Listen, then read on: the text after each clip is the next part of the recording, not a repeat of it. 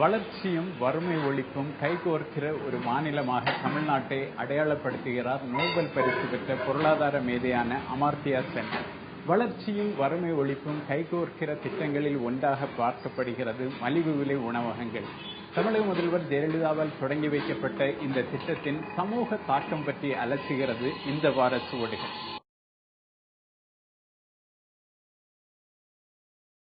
உலகம் முழுவதிலும் 84 கோடியே 20 லட்சம் மக்கள் பட்டினியால் பரிதவிக்கிறார்கள்.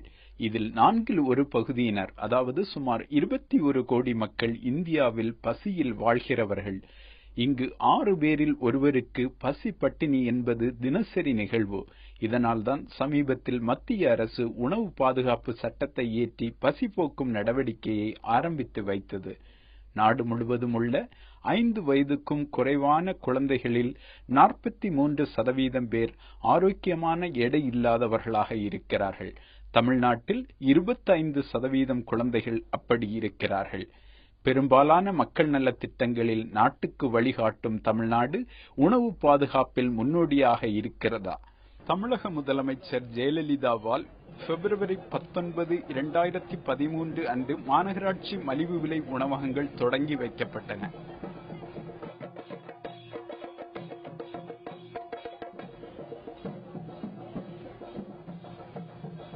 முறைசாரா தொழிலாளர்கள், ஆதரவற்றோர், குடிசைவாசிகள், ஆட்டோ ஓட்டுநர்கள் போன்றோர் பயன்பெறும் விதமாக மலிவு விலையில் உணவு விற்பனை செய்வதே இதன் நோக்கம். 1 ரூபாய்க்கு இட்லி, 3 ரூபாய்க்கு தயிர் சாதம், 5 ரூபாய்க்கு சாம்பார் சாதம் என்று ஏழை எளிய மக்களின் வாங்கும் சக்திக்கு உட்பட்ட விலையில் இந்த உணவகங்களில் உணவு கிடைக்கிறது.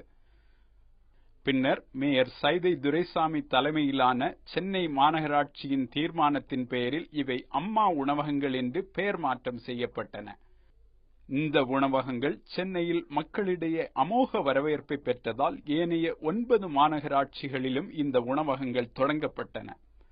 மாநகராட்சி மன்ற உறுப்பினர்களின் வட்ட வளர்ச்சி நிதியில் இந்த உணவகங்கள் தொடங்கப்படுகின்றன. மகளிர் சுய உதவிக்குழு பெண்களை கொண்டு இவை நடத்தப்படுகின்றன. இந்த உணவகங்களில் பணியாற்றி வரும் மகளிர் சுய உதவிக்குழு பெண்கள் ஒவ்வொருவருக்கும் சென்னை மாநகராட்சியில் தினசரி சம்பளமாக 300 ரூபாயும், ஏனைய மாநகராட்சிகளில் 250 ரூபாயும் வழங்கப்பட்டு வருகிறது. தமிழ்நாடு முழுவதும் 2013ஆம் ஆண்டின் இறுதியில் 10,000க்கும் மேற்பட்ட மகளிர் சுய உதவிக்குழு பெண்கள் இதனால் வேலைவாய்ப்பு பெறுவார்கள் என்று கணக்கிடப்பட்டிருக்கிறது.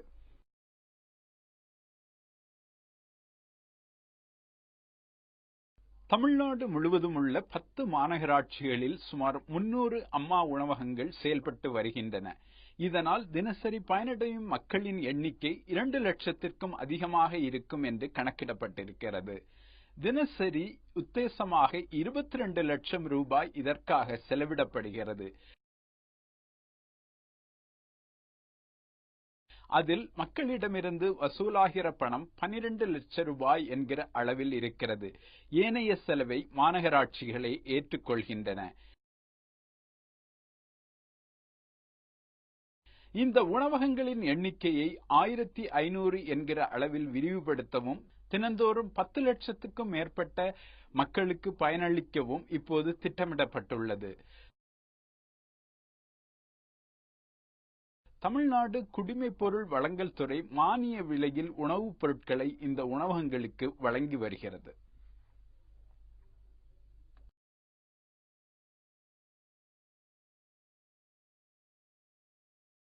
இப்போ முதல்ல ஆரம்பிக்கும் போது 500 இட்லிலேருந்து ஆரம்பிச்சிருக்கோம்.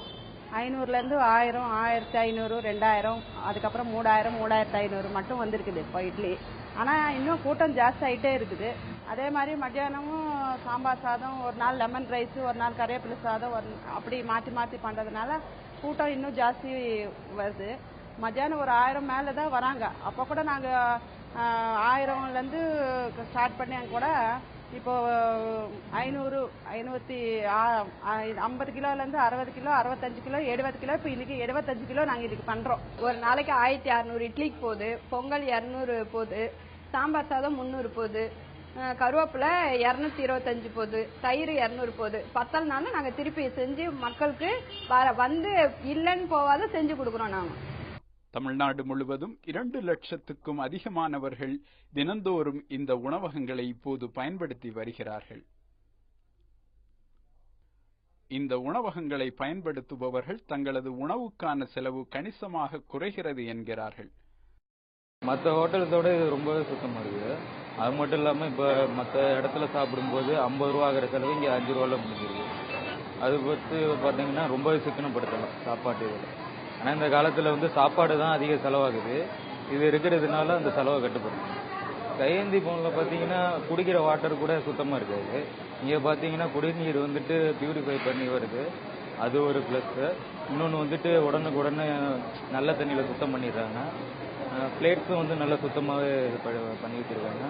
நம்மளுக்கு சாப்பிட்றதுக்கு எந்த விதமான இதுவும் அசுத்தமாக எந்த விஷயமும் இல்லைங்க.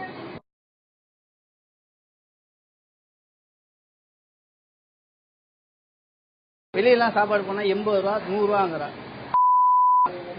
பேர் சொல்லுவதும் இல்லை மற்ற எத்தனையோ ஹோட்டல். ஆனால் வந்து இங்கே ரொம்ப சீப் அண்ட் ரேட்டாக இருக்குது. ஏன் நிறைய சிக்கன் பிடிக்க முடியுது, காசு சேர்க்க முடியுது. அது ரொம்ப யூஸ்ஃபுல்லாக இருக்குது.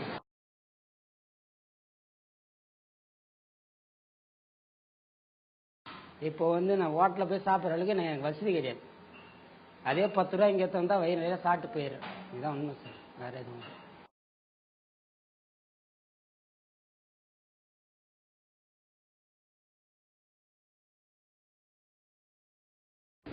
நான் வந்து காலேஜ் படிக்கிறேன், முகமது சது காலேஜ் படிக்கிறேன். அதனால் எனக்கு வந்து பார்த்தீங்கன்னா பார்ட் டைமாக வேலை செய்கிறேன் இந்த இடத்துல. ஆனால் வீட்டுக்கு போய்ட்டு என்ன சாப்பிட வசதி கிடையாது. ஒரு நாளைக்கு பார்த்தீங்கன்னா 50 ரூபா, வெளியே சாப்பிட்டா 50 ரூபா ஆகுது. இது வந்து இந்த திட்டம் வந்தனால சாப்பிட்றது ரொம்ப சுலபமாக இருக்குது. கம்மியில் சாப்பிட்றது வராங்க, சாப்பிட்றதுனால அருமையாக டேஸ்ட்டாக இருக்குது. மாநகரங்களுக்கு பயணமாக வரும் மக்களுக்கும் அம்மா உணவகங்கள் பசியாற்றுகின்றன. வேலூர் மாவட்டம் வாலாஜாவில் இருந்து குடும்பத்துடன் வந்த சவுந்தரராஜன் காலை உணவுக்காக அம்மா உணவகத்துக்கு வந்தார். ரொம்ப கம்மியாகவும் இருக்கு. நாங்கள் 3 பேருமே ஒரு 15,000 முடிஞ்சு போச்சு. ஒரு ஹோட்டலுக்கு போனால் எப்படி பார்த்தாலும் 100 ரூபா 150 200 ஆகும். அந்த டேஸ்ட்டே இருக்காது. படம் நல்லா சாம்பார் நல்லா டேஸ்ட்டாக இருக்கு, சாப்பிட்றதுக்கு நல்லாவும் இருக்குது. இந்தியாவிலேயே பெருமளவுக்கு நகரமயமான மாநிலங்களில் ஒன்றாக இன்றைக்கு தமிழகம் இருக்கிறது. இந்த நிலையில் நகர்ப்புற உள்ளாட்சி அமைப்புகளின் கடமைகளில் ஒன்றாக நகர்ப்புற வறுமையை ஒழிப்பதும் இருக்கிறது. அந்த வகையில் நகர்ப்புற வறுமையை ஒழிக்கிற ஒரு திட்டமாக இந்த மலிவு விலை உணவகங்கள் இருக்கின்றன. மாநகராட்சி நிர்வாகம் எப்படி தங்களை இந்த பணியில் சுறுசுறுப்பாக இயங்க வைத்திருக்கிறது என்பதை விவரித்தார் சென்னை அவ்வை நகரில் அம்மா உணவகத்தில் பணிபுரியும் மகளிர் சுய உதவிக் குழுவைச் சேர்ந்த சிவசங்கரி. எங்களுக்கு வந்து இது ஆரம்பிக்கிறதுக்கு முன்னாடியே ட்ரைனிங் கொடுத்துருக்காங்க சார். இந்த நிர்வாகம் ஆரம்பிக்கிறதுக்கு முன்னாடி எங்களுக்கு ட்ரைனிங் கொடுத்துருக்காங்க. 15 நாளைக்கு ஒரு தடவை மளிகை சாமான்லாம் வந்துடும். எங்களுக்கு அது இல்லை, எங்களுக்கு ஸ்டாக் இல்லைன்னா கூட எழுதி கொடுத்தா உடனே வாங்கிட்டு கொடுத்துருவாங்க. அப்புறம் அது இல்லாமல் சுகாதாரத்துறையிலேருந்து எஸ்ஐ வருவாங்க, ஏஎஸ்ஓ வருவாங்க. அவங்களாம் அடிக்கடி செக் பண்ணிட்டு பார்த்துட்டு தான் போவாங்க. மகளிர் சுய உதவி குழு மூலியமா நாங்கள் வந்திருக்கிறது ஒரு பெரிய இதுதான். அதே தனிப்பட்ட குழுல சேராம தனியா இருந்தோம்னாக்கா இதுல நாங்கள் வர்றதுக்கு எங்களுக்கு வாய்ப்பு கிடையாது. மகளிர் சுய உதவி குழு இருந்ததுனால எங்களால் சேர்ந்திருந்ததுனால எங்களால் இதில் வர முடியுது. அம்மா உணவகங்களை பற்றி விமர்சனங்களும் இல்லாமல் இல்லை. சென்னை மாநகராட்சியின் முன்னாள் மேயரும் திராவிட முன்னேற்ற கழகத்தின் இளைஞரணி துணைச் செயலாளருமான மா சுப்பிரமணியன் இந்த திட்டத்தை குறை சொல்கிறார். மாநகராட்சியா இருந்தாலும் சரி, மற்ற எந்த அமைப்பா இருந்தாலும் சரி, அரசோட கடமையே ஏழ்மையை இல்லாம ஆக்குறதும், ஏழைகளுக்கு உணவு வேலைக்கு உணவு கொடுக்கறதுல அதுதான். கலைஞர் கூட 1 கிலோ அரிசி 1 ரூபாய்க்கான அந்த மானியத்தை 3,000 ரூபாய் வித்தன அந்த அரிசியை 1 ரூபாய்க்கு எடுத்துட்டு கொடுத்து மானியத்தை அரசு பொறுப்பேற்றுக்குன்னு பண்ணாங்க. அது பண்ண வேண்டிய விஷயம் தான். ஆனா இந்த வேலையை யார் பாக்குறாங்க? வால்மார்ட்டை வேணான்னு சொல்றோம்ல. நம்ம வால்மார்ட்டை எதுக்கு வேணான்னு சொல்றோம்? ஒரு பெரிய அந்நிய சக்தி உள்ள நுழைஞ்சிருது, வேணாம். அதனால சிறு வணிகர்கள் பாதிக்கப்படுறாங்க. இப்போ இட்லி சுடுற ஆயா கதை என்ன? இட்லி சுட்ட ஒரு கைம்பெண் அவங்க நிலைமை என்ன? இவங்க அரசாங்கமே இட்லி சுட்டு வித்துட்டு இருந்தா, அரசாங்கமே தண்ணியை பண்ணிட்டு இருந்தா, அப்ப பியூரிஃபை பண்ணி தண்ணி வித்துன்னு இருக்கிறவனோட கதி அவனுக்கு யார் வேலை வாய்ப்பு தருது? அவன் ஏழையா போயிடுவான்ல. நீங்க மின்சாரம் இல்லாம சின்ன சின்ன சிறு தொழில்கள் குறுந்தொழில்கள் நடத்திட்டு இருந்த அத்தனை பேருமே அதை விட்டுட்டு வாட்ச்மேன் வேலைக்கு அங்கேயும் இங்கேயும் போறான்ட்டு பத்திரிகைகள்ல செய்தி பார்க்கிறோம். அப்படி இருக்கும்போது இது அன்றாட பிழைப்புக்காக இட்லி சுட்டு விற்கிறவன், இந்த வாட்டர் பியூரிஃபை பண்ணி பாக்கெட்ல போட்டு விற்கிறவன், இந்த வேலையெல்லாம் நம்ம அரசாங்கம் எடுத்துக்கினா அப்போ அவங்களுக்கு அவங்களோட வாழ்வாதாரம் என்ன வருது? அவங்களும் ஏழைங்க தானே. கட்டட தொழிலாளர் பஞ்சாயத்து சங்கத்தின் கூடுதல் செயலாளர் கீதா ராமகிருஷ்ணன் இந்த திட்டத்தில் உள்ள குறையை களைவதற்கு வழி சொல்கிறார். அமைப்பு சாரா தொழிலாளர்கள் என்று எடுக்கும் பொழுது அது ஆட்டோ ஓட்டுநர்களாக இருந்தாலும் சரி, சுமை தூக்கும் தொழிலாளர்களாக இருந்தாலும் சரி, கட்டுமான தொழிலாளர்களாக இருந்தாலும் சரி, உணவகங்கள் இருக்கிற இடத்துல நிச்சயமா பெரிய கூட்டம் சேர்ந்து நல்லபடியாக அதை பயன்படுத்துகிறார்கள். அதுல எந்த குறையும் இல்லை. இன்ஃபேக்ட் ரொம்ப வரவேற்கக்கூடிய நிலையில தான் இருக்காங்க. ஆனா ஒரு சின்ன விஷயம் அந்த திட்டத்தை பற்றி, அப்புறம் ஒரு அடிப்படையான பிரச்சனையும் இருக்கிறது. அந்த சின்ன விஷயம் என்று சொல்லும் பொழுது அதுவும் ஒரு முக்கியமான விஷயம். இன்றைக்கு இந்த சாப்பாடு கடை நடத்தக்கூடிய பெண்கள் நிறைய பேர் இருக்காங்க. ஒரு ஏழை தொழிலாளர்களுக்கு உகந்த வகையில ஒரு 10 ரூபா தட்டு 15 ரூபா தட்டுக்கு சாப்பாடு தருவாங்க. அல்லது காலையில இட்லி கூட குறைந்த விலையில அவங்க இட்லி தரக்கூடியவர்கள் தான். 2 ரூபாய் 3 ரூபாய்க்குள்ள அவங்க இட்லி தரக்கூடியவர்கள் தான். அந்த மாதிரி செயல்படக்கூடிய பல இட்லி வியாபாரம் செய்யக்கூடிய பெண்கள், நிறைய பேர் விதவை பெண்கள் அல்லது கணவனால கைவிடப்பட்ட பெண்கள், நிறைய பேர் அந்த மாதிரி தொழில் செய்யக்கூடியவர்கள். அவர்கள நிச்சயமா ஒரு பாதிப்பு இருக்கு. அது இல்லை என்று சொல்ல முடியாது. ஆனா முழுமையான பாதிப்பு என்று சொல்ல மாட்டேன். ஆனா அந்த தொழிலாளர்களையும் இணைத்து இந்த திட்டத்திற்கு கொண்டு வந்து அவர்களும் பயனடையக்கூடிய அளவுல இந்த திட்டத்தை செயல்படுத்தினா இன்னும் நல்லா இருக்கும். அப்ப குறை என்று சொல்வதற்கு எதுவுமே இல்லை என்ற ஒரு நிலையை உருவாக்க முடியும். சென்னையில் மட்டும் 1000த்திற்கும் மேற்பட்ட சாலையோர உணவகங்கள் அல்லது கையேந்தி பவன்கள் இருக்கின்றன. அம்மா உணவகங்களால் தங்களுக்கு பாதிப்பு ஏற்படக்கூடும் என்று சில சாலையோர உணவகங்களின் உரிமையாளர்கள் சொல்கிறார்கள். ஆனால் அவர்களில் எல்லோரும் அப்படி நினைக்கவில்லை. அதற்கு காரணம் இருக்கிறது. அம்மா உணவகத்தில் வாட்ச்மேனுங்க, இந்த கூலி வேலை செய்யறவங்க தான் அங்க போறாங்க. மற்றபடி இந்த ஆபீஸ்ல வேலை செய்யறவங்க கொள்றவங்க எல்லாம் நம்ம கல்ல தான். நான் இங்க ஒரு 4 வருஷமா கடை போட்டுனுக்கிறேன். இதுக்கு முன்னாடிலாம் எனக்கு 1200 தான் ஓடிச்சு. ஆனா இப்போ 2000 ரூபாய் 3000 ரூபாய் ஓடுது எனக்கு. அதனால எங்களுக்கு எந்த டிஸ்டர்பன்ஸ் கிடையாது. பக்கத்துல இருக்கிற அம்மா ஹோட்டலு, அதனால எல்லாம் போய் அங்கேயும் சாப்பிட்றாங்க, இங்க சாப்பிட்றவங்க சாப்பிட்றாங்க. எந்த பிரச்சனை ஒன்றும் கிடையாது. காலைல டிஃபன் போடுவோம், இட்லி தோசை பூரி பொங்கல் எல்லாம் போடுறோம், நல்லா ஓடுது. மத்தியானத்துல சாப்பாடு கறி வறுவல், மீன் வறுவல், ஆம்லேட்டு, சாப்பாடு, மீன் குழம்பு, ரசம், சாம்பார், பொரியல், மோர் எல்லாம் போடுறோம், நல்லா போயிட்டு தான் இருக்கு. முதல்ல அதுக்கு எனக்கு பெரிய சந்தோஷம் தான். ஏன்னா இல்லாதப்பட்டவங்க, இந்த ரோட்ல திரியுறவங்க சுத்துறவங்க, அதாவது பிச்சை எடுக்கிறவங்களுக்கெல்லாம் அது எவ்வளவு ஒரு நானே கண்ணு எதிர்க்க பார்த்து இருக்கிறேன். அது ஒரு 3 ரூபாய் கொடுத்தா ஒரு சாப்பாடு. எனக்கு காசு வரத்தை நான் பார்க்க முடியாது. நான் ஒரு 4 வீடு வேலைக்கு போனா கூட நான் சம்பாரிச்சுக்கலாம். அவர் எங்கன்னா ஒரு 4 இடத்துல பெயிண்ட் வேலைக்கு போனா கூட அவர் சம்பாரிச்சுக்கலாம். இந்த ரோட்ல கை முடம் காலு இவங்களுக்கெல்லாம் கொஞ்சம் சௌரியமா இருக்குது. அதனால ஒன்றும் எனக்கு பாதிப்பெல்லாம் எதுவும் கிடையாது.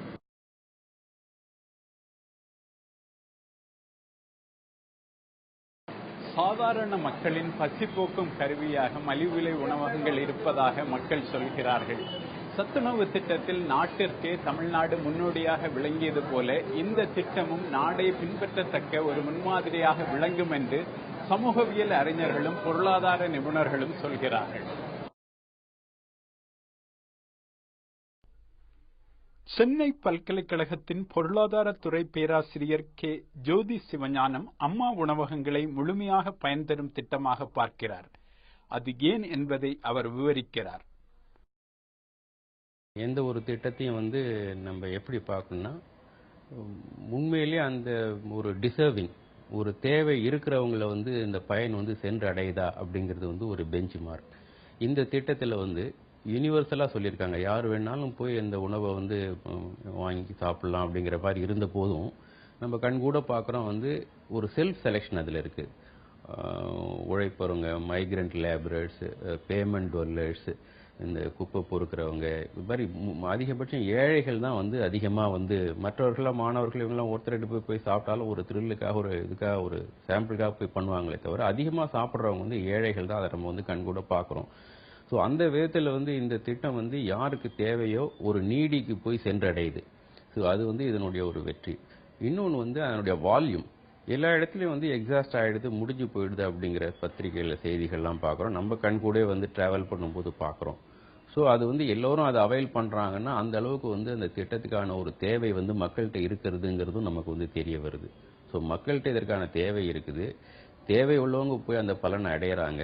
இது 2. இந்த திட்டத்தோட நோக்கம்னு பார்த்தீங்கன்னா வறுமை ஒழிப்புங்கிறது நம்ம தொடர்ந்து பல முயற்சிகளில் செஞ்சிட்ருக்கோம். பல திட்டங்கள் குழந்தைகளுக்கு, மாதிரி பெண்களுக்குன்னு பல திட்டங்கள் இருக்குது. இது மாதிரி பொதுமக்களுக்கு, நகர்ப்புறத்தில் உள்ள மக்களுக்கு வந்து இது மாதிரி ஒரு திட்டம் வந்து இல்லை. ஆனால் அந்த வகையில் வந்து வறுமை ஒழிப்புக்கு அடிப்படையான ஒரு நோக்கம் இதில் இருக்குது. இன்னொன்று இன்ஃப்ளேஷன், விலைவாசி வந்து ஃபுட் இன்ஃப்ளேஷன்லாம் வந்து இன்றைக்கி வந்து மிக அதிகமாக இருக்குது. அதுக்கு பல்வேறு உலக பொருளாதார காரணங்கள்லாம் இருக்குது. எது என்ன எப்படி இருந்தாலும் அதை நேரடியாக வந்து சந்திக்கக்கூடிய ஒரு திட்டம், அந்த பிரச்சனைக்கு வந்து ஒரு தீர்வு சொல்லக்கூடிய, ஓரளவுக்கு சொல்லக்கூடிய ஒரு திட்டம் இது. இவங்களுடைய செலவு வந்து ஒரு நாளைக்கு வந்து 14 லட்சம் ரூபாய் ஆகுது. அதில் கலெக்ஷன் வந்து 9 லட்சம் ரூபாய் ஆகுது. ஸோ மீதி வந்து அவங்களுக்கு ஷார்ட்டேஜ், கார்பரேஷன் பேர் பண்ணக்கூடிய ஷார்ட்டேஜ் வந்து 5 லட்சம் ரூபாய் தான். இது ஒரு ஆண்டுக்குன்னு பார்த்தீங்கன்னா 18 கோடி ரூபாய் ஆகுது. 18 கோடி ரூபாய் கார்பரேஷனோட பட்ஜெட்டில் வெறும் வந்து ஒரு புள்ளி 3500 கோடி ரூபாய் கிட்டத்தட்ட வந்து கார்பரேஷனோட, சென்னை கார்பரேஷனோட பட்ஜெட். அதில் வந்து 18 கோடி ரூபாய்ங்கிறது வந்து ஒரு புள்ளி 6% கூட, 1% கூட வராது. ஸோ அந்த சஸ்டைனபிலிட்டி இந்த அளவில் சஸ்டைன் பண்ண முடியும். வளர்ச்சி பொருளாதார நிபுணரான ஜெயரஞ்சன் இந்த திட்டத்திற்கு அரசு வழங்கும் மானியம் முழுக்க நியாயமானது என்று வாதிடுகிறார்.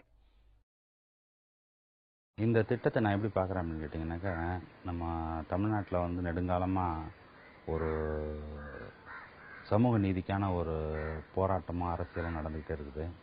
அதற்கு பிறகு வந்து அரசுகள்லாம் என்ன செஞ்சிட்ருக்கு அப்படின்னு கேட்டிங்கனாக்கா, அதை நோக்கிய பல திட்டங்களை வந்து பல தளங்களில் வந்து செயல்படுத்திகிட்டே இருக்கிறாங்க.